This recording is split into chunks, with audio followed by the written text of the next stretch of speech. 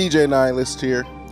Welcome back to my YouTube channel. One of my goals of 2026 is to be more active with content, to express myself in new ways, but I figured I'd kick things off with a bit of a tradition for me, you know.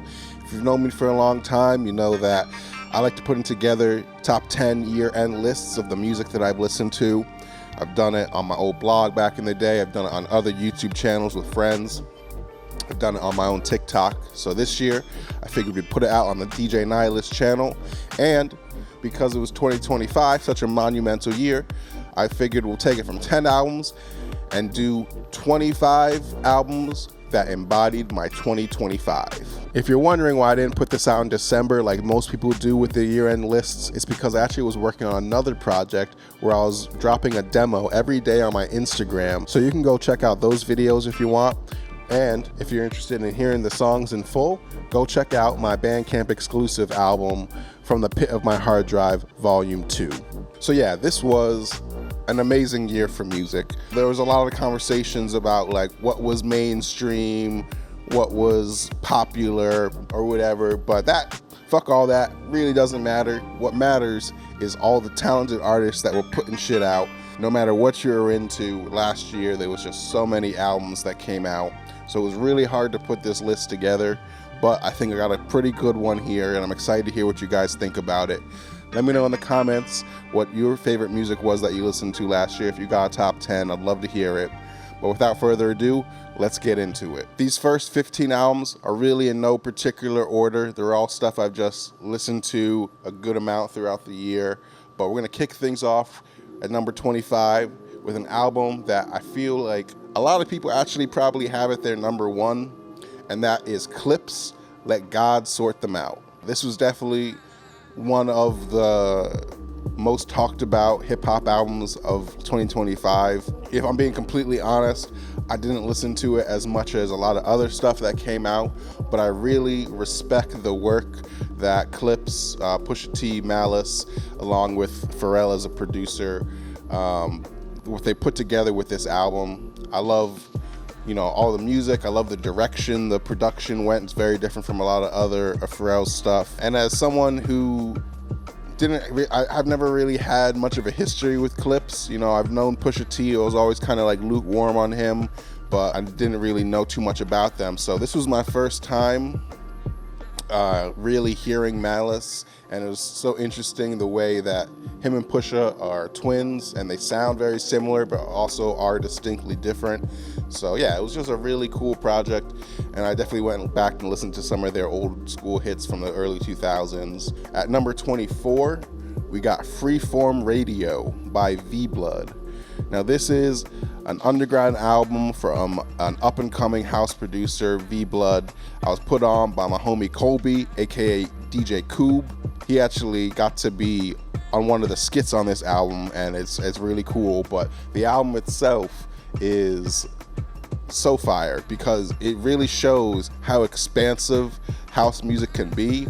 You know, it has a lot of like those classic Chicago house sounds, but at the same time I feel like it's very forward thinking and you know, genre pushing. It really shows just how hard working the underground is right now and how much good music is out there. So I definitely recommend Freeform Radio. Go check it out. At number 23, we have Shantae and Hokage Simon with Antidote. I've been a fan of Shantae for a little while now.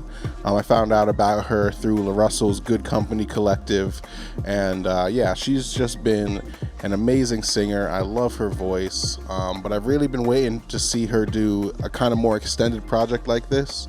You know, most of her projects so far have been like 20, 25 minutes, like shorter stuff. So really, it was nice to hear her do something a little bit more long form.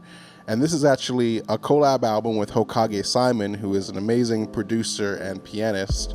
I think this is actually like their second or third project they've done together, so they definitely work really well together. But because it's such a close pairing, it's a very cohesive album. There's a lot of different sounds on here and even a couple different genres, but the way that it all comes together as a full package just makes a lot of sense. You know, it flows together really well from track to track. So yeah, it's a great album.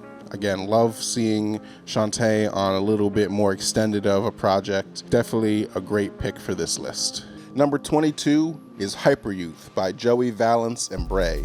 Now, this duo is a group that I heard of on TikTok, back when they were putting out their first album, and they sounded basically just like a Beastie Boys ripoff. And it was a good album, it was chill, but I feel like they've really expanded their sound. They've added a lot more electronic elements to their production, and just explored a lot more ground than they did with the first album. And this one is probably my favorite so far. Not only is the production fire on this one, I feel like their song subject matter and lyrics were a lot more introspective. They talked a lot about growing older, finding their place in, the music industry, and, what it means to be a hyper youth or whatever. I like the trajectory that this group has been on, so I definitely wanted to highlight this album. Number 21 is a bit of a 2-for-1. It's going to be the score for Sinners, as well as the soundtrack. When the movie came out, I was just listening to these albums nonstop. It was an amazing movie, and I was just fully sucked into their world. The score by Ludwig Göransson, who is one of my favorite composers. He's done a lot of work with Ryan Coogler, and he's also has done a lot of work with my favorite artist, Childish Gambino. Definitely a big fan of Ludwig. Yeah, it's just really cool the way he used guitars and the overall blues aesthetic to create this kind of like horror atmosphere. Throwing on the score like at dusk would just send goosebumps straight up my arm. Very spooky, and I love spooky. But yeah, the soundtrack itself was also really good. The actors like Miles Kenton gave amazing performances for their songs. And yeah, if you haven't seen the movie, go give it a watch, because it's pretty much the best movie of 2025. And number 20 is Mr. Melanzana by Mr. Bill. And this is an album that I've really been wanting from Mr. Bill for a long time, really since, what was the album he put out a few years ago? I'll put the title right here. But yeah, since his last real down-tempo album, Mr. Bill has really been doing more up-tempo, like hard-hitting stuff. And so, I've always preferred Mr. Bill as a down-tempo artist. So this album is exactly what I was looking for him. And it's kind of dope that it was inspired by him being direct support for Tipper on his very last show. It's like a passing of the torch type thing, because Tipper is just one of the best down-tempo artists of all time. And this album is beautiful. I love the way it flows. I love how it explores a bunch of different sounds. And yeah, that collab with Tipper, as I think it's the last track, just sounds like 2015 ambient Tipper. It's crazy just that Mr. Bill brought that sound back out from him. And yeah, amazing album. Definitely going to be returning to it a lot when I listen to Mr. Bill. Number 19, we have Everything Is a Lot by Wale. And Wale is an artist who I obviously, knew about back in the day during the vlog era, but he wasn't someone who I listened to extensively. Lotus Flower Bomb was my shit, but other than that, I only heard a few of his songs here or there. It wasn't really too into his albums. But yeah, this album I thought was great. It really, I guess Wale in general is an introspective artist, but this album was definitely very introspective. It talked a lot about, again, getting older, being successful, but also still feeling like you're missing things in other parts of your life, feeling, judgment or expectations from families. Also, he talks about, addiction and a lot of other topics that is very vulnerable and introspective. And yeah, shout out Wale. I gotta go back and do my history on him. Number 18 is Daydreams by Effin. And Effin is probably one of my favorite dubstep artists that have come out in the last few years. I love just how different his style is from a lot of the scene. It's very hip hop focused or inspired. It has a lot of soul samples and things like that. And I think just as a as a brand, he's very unique. Like, he's kind of got that, like, you know, 1950s kind of collage vibe going on, which is very different from a lot of the other artists in the EDM scene. But yeah, this album, Daydreams, the second album, I think just expands his project even more. Again, I love all the samples on it. I love how it's melodic, but it's also bass heavy and hits really hard. As far as electronic music goes, you know, they don't often make it on my top 10 list just because I feel like in EDM, the album is a little bit of a lost art, but I feel like with this album, Effin really put together a great body of work that is cohesive, flows well together, explores a bunch of different sounds. And yeah, I went back to it a lot this year, and I'm probably gonna keep going back to it in 2026. Number 17 is America's Next Top Party by Party of Two. Party of Two is a dope group. They used to have 3 members back when they were called Group Therapy, and then one of them left, and this is kind of like their rebrand album. It's a really cool blend of hip hop and dance music. You know, not to say every song is like an EDM song, but I think the production on it is very hard hitting and very groovy, and it's almost like party music, but they do, you know, get a little bit introspective with their lyrics. Definitely a group that I'm going to be checking out their music in the future, but definitely go check out America's Next Top Party. Number 16, we got Ain't No Damn Way by Kaytranada. And this album is kind of Kaytranada's return to his roots. It's a very beat-focused album. It doesn't have any features on it, kind of like how his last album had a whole bunch of features from like Childish Gambino, Anderson .Paak, and a whole bunch of other people. This album is all Kaytranada. It's like 30-something minutes, like 38 minutes maybe, so it's pretty concise and it just flows really well. I actually got to see him on tour in New York with Justice. It was an amazing show. He threw the fuck down. So yeah, love this album. Can't wait to see what he does next. Shout out Kaytranada. You keep me grooving. Ooh.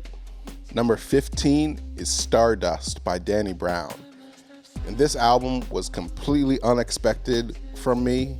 I love Danny Brown. I've been a big fan since way back in the Triple X days. He's always had like experimental production. He's always done, you know, some more like left field stuff. But this album, he really went all in with the like electronic sounds. It's very hyper pop. I hadn't listened to any of the singles or anything beforehand before I pressed play on the album, so I was just completely blown away. I was like, yo, he really did like an all new sound for this. But yeah, Danny felt right at home with this production. His verses were not any lower quality than they normally are. They were all dope. The album was very introspective, talked a lot about his journey with sobriety. And yeah, I think it's just really cool to see an artist just expanding, trying new sounds, and kind of being fearless, especially an artist who has been in the game as long as Danny Brown has been. Number 14 is Live, Laugh, Love by Earl Sweatshirt. And yeah, this is a really cool Earl album. You know, again, kind of like Danny Brown, I've been into Earl for a long time, since back in the Odd Future days. And you know, his music has always been super quality. He's always been a great rapper. He's had great verses, lyrics, and all that, but it's always been super dark. You know, he didn't like shit. He didn't go outside. But like this album, it was cool to see him be in a little bit of a happier vibe. You know, it seems like he's in a really good place in life. Definitely an album from him that I enjoyed. I don't know where I would place it as far as his general discography goes, but it's cool to see him expand into a newish sound. Number 13, we have Dollars and Cents by L.E. Dollar. L.E. Dollar is an artist who I probably listened to more than anybody this year. He's kind of similar to La Russell in the sense that he drops music just so consistently. Like pretty much every month he's putting out a project. He's always just talking about, you know, making money moves, being professional, being an entrepreneur, lifestyle shit. So yeah, his music is very inspiring. And like I said, he dropped a new project like every month or so. So it's hard to say what my favorite was, but looking back, I think I went back to this one the most. You know, it was a collab with Mr. Rogers on the production, and they work really well together. Definitely a big fan of Ellie Dollar. Could not leave him off of this list. Number 12 is Don't Tap the Glass by Tyler, the Creator. And y'all know I'm a big Tyler fan. I had Chromacopia in my top 3 from last year.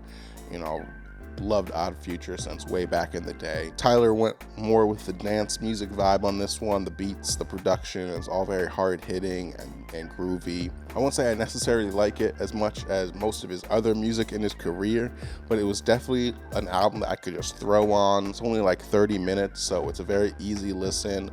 Again, the songs are all very groovy and catchy, so yeah, definitely just a fun album from him. And cool kind of like change up from, you know, how deep and introspective Chromacopia was. I'm interested to see what he does next after this, but I feel like he low-key might take a little break. 2 albums in like a year is crazy, but great job. Oh yeah, and also I saw him live with my sister in Philly. Incredible. First time seeing him since I was like 15. And yeah, he put on an incredible performance. But yeah, this album, definitely quality. Number 11 is Bloom by Duran Bernard. And yeah, I love Duran. I saw him randomly at a free outdoor concert like maybe 5 years ago, and I just fell in love. And yeah, I love his music. I love his voice. I love his songwriting. I love just like his charisma. Like, he's just an amazing artist. And this album, Bloom, it's kind of him exploring a bit of a different sound. Like, it's hard to say, hard to fully articulate, because it still feels very much like him, but it also feels very different from his past few projects, you know, ETA, Wonderlust, all of those albums. Like, it feels a little bit more mature, if that makes sense. I wouldn't necessarily say it's my favorite album that he's put out, but my lesser favorites of him are still better than most people. You know, I just love this man. I saw him live in Brooklyn in 2025, and he just fucking crushed that performance. This is someone who was born to be a performer. That's all I can really say. If you're not on Duran, you need to go check out his music, because honestly, one of my favorite artists. So now we're getting into the top 10. So this stuff is a little bit more tightly ranked. It's stuff that really I listened to a lot and embodied a lot of my year. So let's get into it. Number 10 is Life is Beautiful by Larry June and 2 Chainz. And this was an album that I didn't expect at all. You know, Larry June is an artist who I've heard before, but wasn't too big into. And 2 Chainz is obviously 2 Chainz. So, you know, I've been super familiar with him over the years, but I mainly knew him for his like harder trap sound. But yeah, it was really dope hearing 2 Chainz on some chiller beats, you know, talking more of that lifestyle money shit. Very similar to Ellie Dollar, but I feel like with this album, they just worked really well together. Larry June and 2 Chainz, they played off of each other very well. Definitely something I went back to a lot. Great album. Life is Beautiful. And number 10 is Lethal by Rico Nasty. I've been a big fan of Rico since back in the day. You know, when she was dropping her, I think it was like Sugar Princess or whatever that album was called. And of course, all of her work with Kenny Beats. But yeah, this album is dope. It's still hip hop, but she's very much on like a punk vibe with this one. You know, a lot of her music has had a punk vibe, but there's just something about the production on this one where it just feels like a rock album, like a hip hop rock album of sorts. And I think it was just a really cool direction to go with the album. I think it's like released on Fueled by Ramen, you know, the same label that had like Fall Out Boy and Panic at the Disco and Paramore and all them. So very cool that she gets to join those ranks because yeah, she's definitely a very experimental artist, and I think this album is just another one in the bag for her. Number 8 is Sunk Cost Fallacy by Fox Stevenson. I'm a big fan of Fox. You know, I first discovered him back in, I think, 2017 when I was working with a blog, and we threw a show with him in New York. And since then, he's just been one of my favorite electronic artists because of the way that he combines just amazing production with his own vocals. He has a great singing voice. And with this album, he has a whole bunch of different sounds on it. You know, there's a lot of drum and bass, there's a few dubstep songs, and then there's some more like genre bending electronic stuff, but all of the songwriting on it is just super high quality. Like, he has songwriting down to a science. Like the way that he uses choruses, the verses, the way he writes his lyrics and wraps it all up in his own production. Like he is a factory all by himself, and it's just amazing music. Like, I love Fox Stevenson. Definitely a huge inspiration for me. I wish I could sing. I would be doing the same thing, you know, but he has inspired me to experiment with my voice and stuff. Yeah, love Fox. Great album. Number 7 is Set the Tone by Zeddy Will. Oh man, this album, yo, this was one of those albums that I just was listening to non-stop during the summer and even the fall. It's just so much amazing production. Zeddy is an artist who I really, like, me and a few of my other friends, we really bonded over, because discovering his music, like, oh man, this guy's on something. You know, he's a rapper, but he's got very dance club music kind of focused production. So, you know, his songs are all super catchy. They have great hooks, and the beats just make you want to groove. You know, he's on one. But yeah, Set the Tone is exactly what it did. It really made me a fan, made me excited to hear what he does next. Every song on this album is dope. With number 6, we got Well, the Iron is Hot by Overcast. And this is a project and an artist that I just completely randomly stumbled on. I think he came on like my related songs while I was listening to a different artist. And yeah, I just instantly was like, who is this? As a project, it's just such a journey of a listen.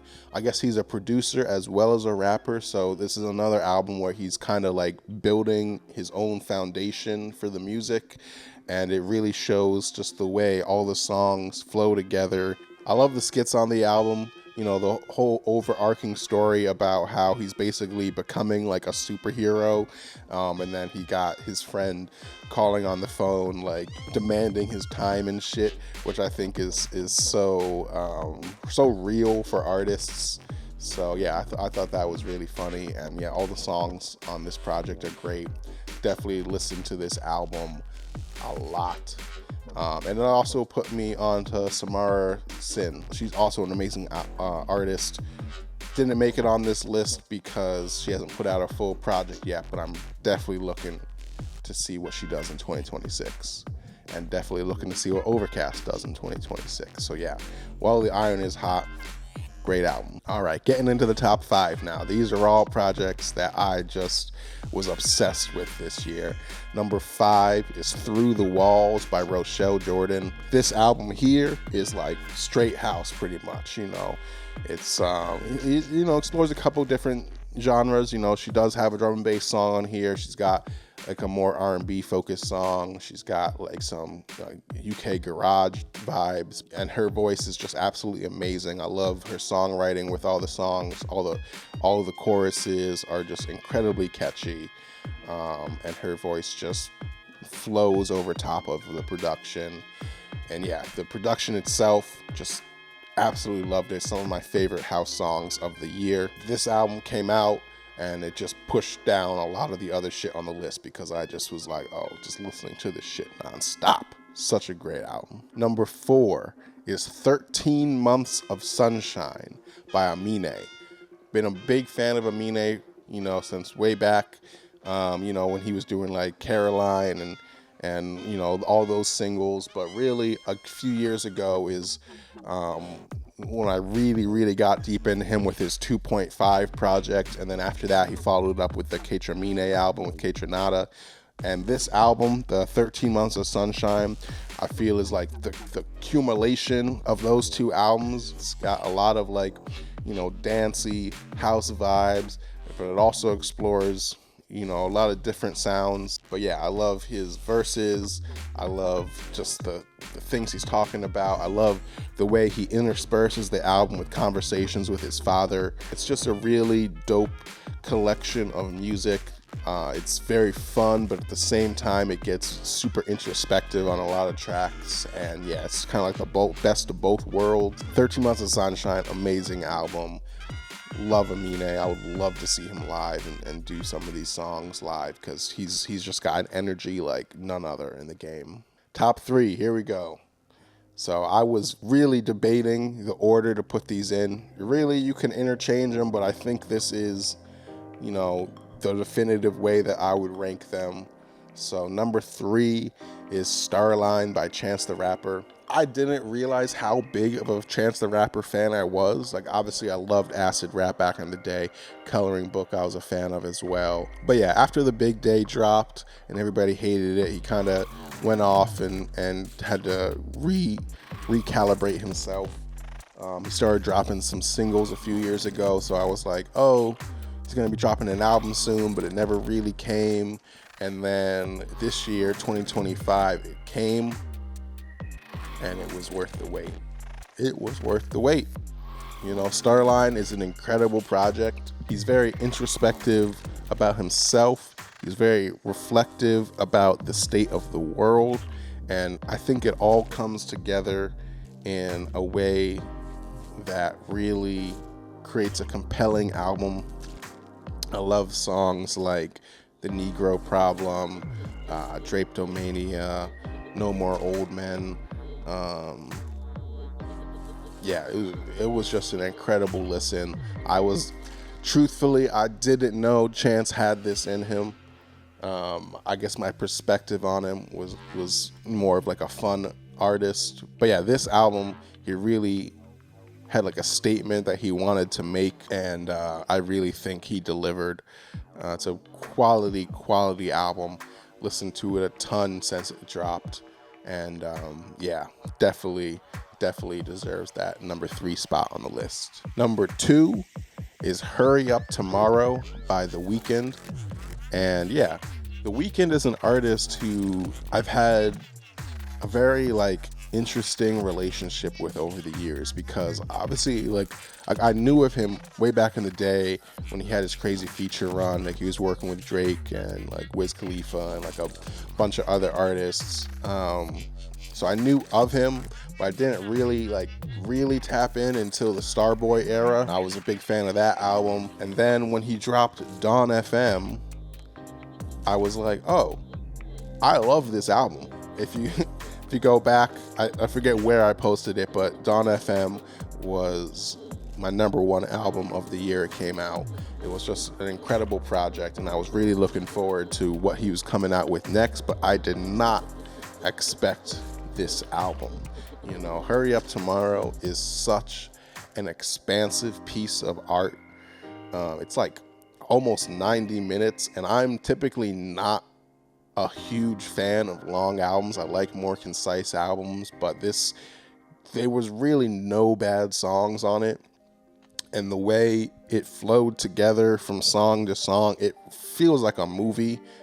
And he actually made a movie to go alongside the album, and it was not great, but I went to the theater, I saw it, and I was like, okay, all right, he did that. But the album is really the true art. It feels like an embodiment of his whole career. You know, he's got the kind of like darker songs that, you know, are more from like his trilogy era. Weekend. He's got the more poppy songs from like his After Hours, Dawn FM era. And I did a lot of Uber this year. So I spent a lot of time in my car listening to music.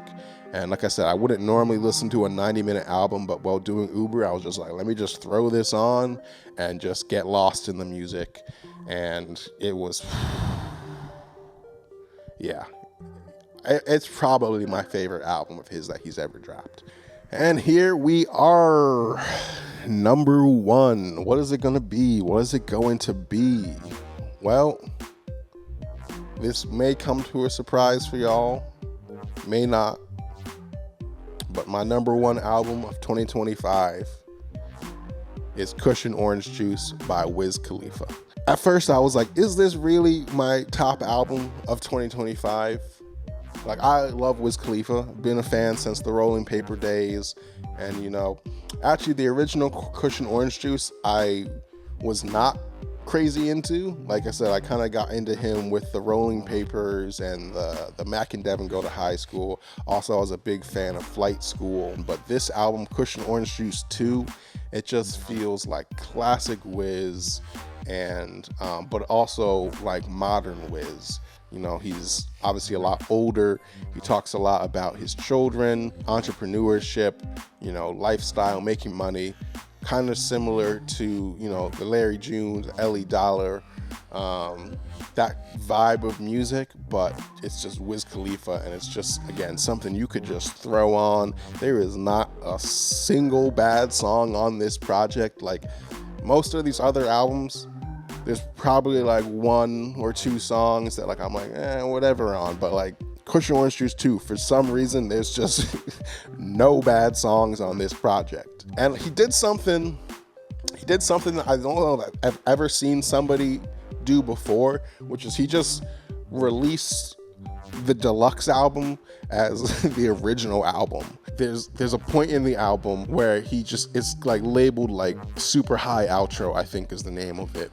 And he's just going through, you know, giving props to all the people that helped him with the album, shouting everybody out. And it just feels like the closer of the album. And I remember the first time I listened to it, I was like, oh, this is the end of the album.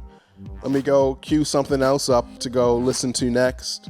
And I put an album on after that. And then after that album ended, more Wiz Khalifa came on. And I was like, what? The album's not over yet. I thought the album was over. But I think it's dope. He just kind of like, he made an outro for the album.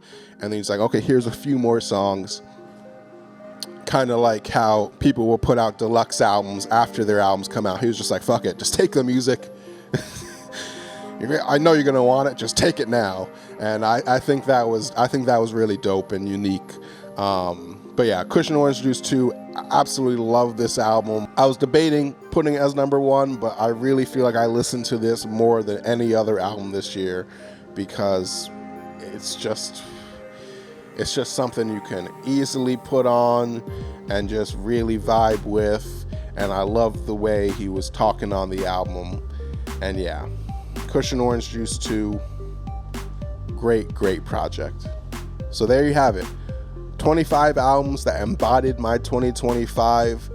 Let me know what you guys were listening to this past year in the comments. I'd love to hear it.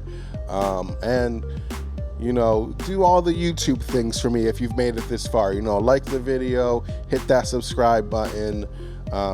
Yeah, like I said, I'm definitely trying to be more active on this channel this year.